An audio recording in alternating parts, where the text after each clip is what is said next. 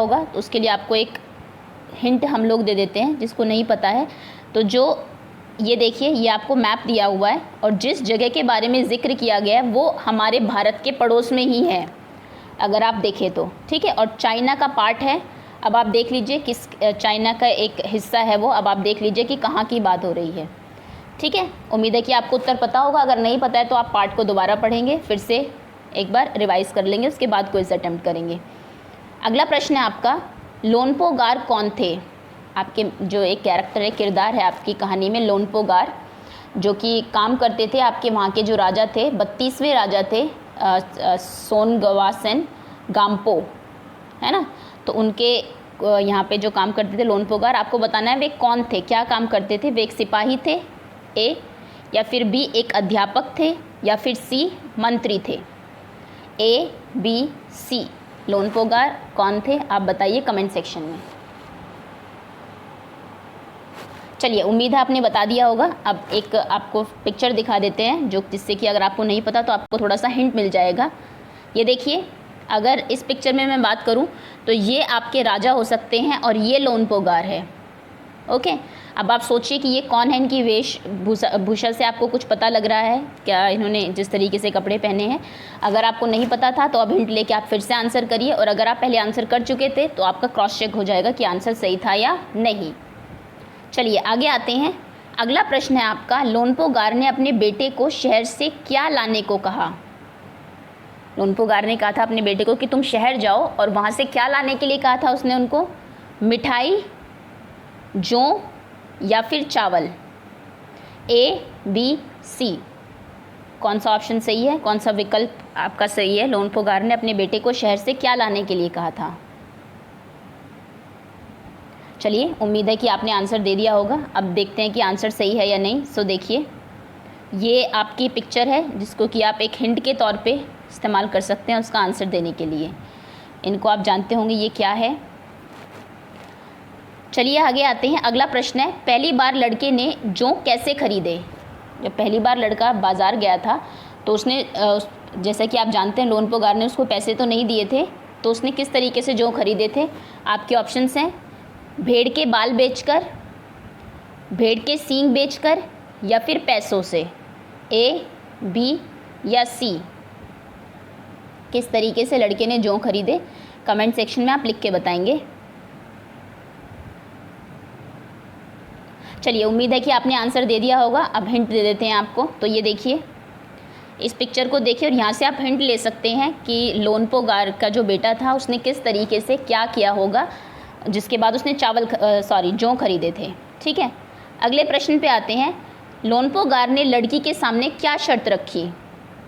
लोनपोगार जो था उसने लड़की के सामने क्या कहा था, क्या करने के लिए कहा था? आपके ऑप्शंस हैं, खाना बनाने की, बी घर छोड़ चले जाने की, या फिर सी राख की रस्सी बनाने की। ए बी या सी, क्या शर्त रखी थी उन्होंने? चलिए, आपने आंसर दे दिया होगा। और ये आसान प्रश्न है क्योंकि पार्ट का नाम ही इसी के नाम पे पड़ा, आपका जो टाइटल है वो इसी जो शर्त है उसी के हिसाब से ही रखा गया है, अगर आपने पार्ट पढ़ा है तो सही उत्तर के लिए जो आपका हिंट है वो ये है, ये देख रहे हैं आप, ये एक रस्सी है, और ये रस्सी जो थी कहानी में जैसा कि बताया गया आपका वो 9 मीटर लंबी थी, है ना। चलिए आगे आते हैं।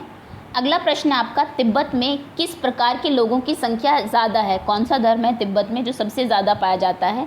आपके ऑप्शन हैं, ए मुस्लिम, बी बौद्ध, या फिर सी सरदार। ए बी या सी, तिब्बत में किन लोगों की संख्या सबसे ज़्यादा है?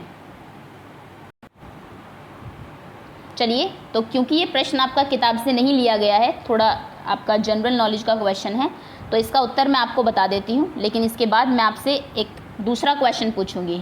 तो देखिए, ये आपके बौद्ध धर्म के लोग हैं, आपने ज़रूर देखे होंगे, है ना, मॉन्क्स जिनको हम बोलते हैं ये सबसे ज़्यादा प्रचलित, सबसे अधिक प्रचलित धर्म है आपका तिब्बत में। कौन से धर्म, यानी कि कौन सा ऑप्शन सही है आपका? बी बौद्ध धर्म, ठीक है।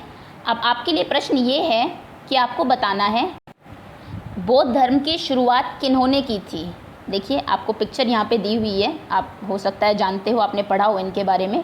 अगर नहीं पढ़ा है तो आप पढ़िए, क्योंकि हमारे हिंदू धर्म में मुस्लिम धर्म है, सरदार है हमारे यहाँ पे, और क्रिश्चियंस, बौद्ध धर्म भी है भारत में। तो आपको पता होना चाहिए कि किस धर्म की शुरुआत किन्होंने की थी, जैन, बौद्ध, ठीक है।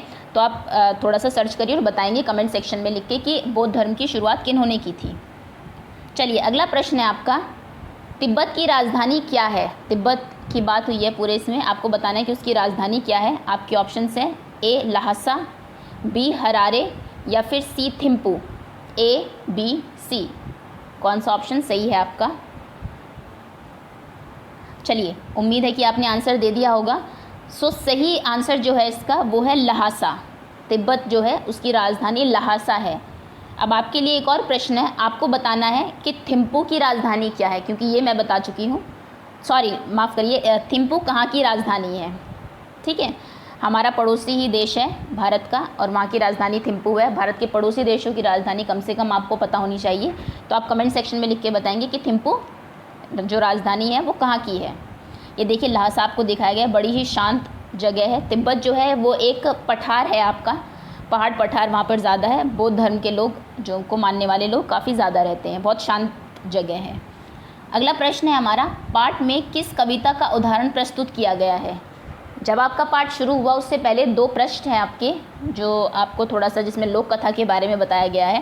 तो उसमें एक कविता का जिक्र किया गया है, उदाहरण प्रस्तुत किया गया है। आपको बताना है कि वो कौन सी कविता है। आपके ऑप्शंस हैं ए मन करता है, बी कक्कू, या फिर सी खिलौने वाला। तीनों ही कविताएं आपने ज़रूर पढ़ी होगी, आपकी किताबों की ही है, ये एनसीईआरटी की ही कविताएं हैं। तो बताइए कौन सा उदाहरण प्रस्तुत किया गया है पाठ से पहले? ओके, उम्मीद है आपने आंसर दे दिया होगा। अब इसके लिए एक हिंट दे देते हैं आपको। देखिए इस पिक्चर से अगर आप कुछ हिंट ले सकते हैं कि कौन सी कविता का उदाहरण प्रस्तुत किया गया होगा, तो आप देखें और उसके बाद उत्तर दें। अगला प्रश्न है आपका व्याकरण का प्रश्न है। लोनपो गार अपनी बुद्धिमानी के लिए जाने जाते थे, वाक्य में कौन सा शब्द विशेषण है? ये एक सेंटेंस लिखा हुआ है, एक वाक्य लिखा हुआ है कि लोनपो गार अपनी बुद्धिमानी के लिए जाने जाते थे। इसमें कौन सा शब्द है जो कि विशेषण है? आपके ऑप्शन है ए लोनपो गार विशेषण है, बी बुद्धिमानी विशेषण है, या सी अपनी ये विशेषण है। विशेषण आप सभी जानते हैं, जितनी भी वीडियो हुई है ज़्यादातर में हमने ये प्रश्न किया है। व्याकरण के अंदर विशेषण वो शब्द होते हैं जो किसी की विशेषता बताते हैं कि कौन कैसा है ना। और जिसकी विशेषता बताई जाती है उसे हम कहते हैं विशेष्य। तो बताइए कि इसमें विशेषण कौन सा है, लोनपो गार या फिर बुद्धिमानी या फिर अपनी?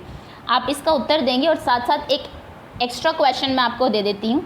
आप ये बताएंगे, चलिए विशेषण तो आपने बता दिया, आप उसके बाद ये बताएंगे कि इसमें विशेष्य कौन है। ये जो विशेषण विशेष्य मैं दोनों ही बता चुकी हूँ आपको। विशेष्य वो होता है जिसकी विशेषता बताई जाती है। जैसे अगर मैंने कहा गाय काली है तो काली विशेषण होगा और गाय विशेष्य होगा, क्योंकि गाय के बारे में बात हो रही है। तो चलिए यहाँ पे आप बताएंगे कि इस सेंटेंस में विशेष्य कौन सा है, ये आप कमेंट सेक्शन में लिख के बताएंगे मुझे।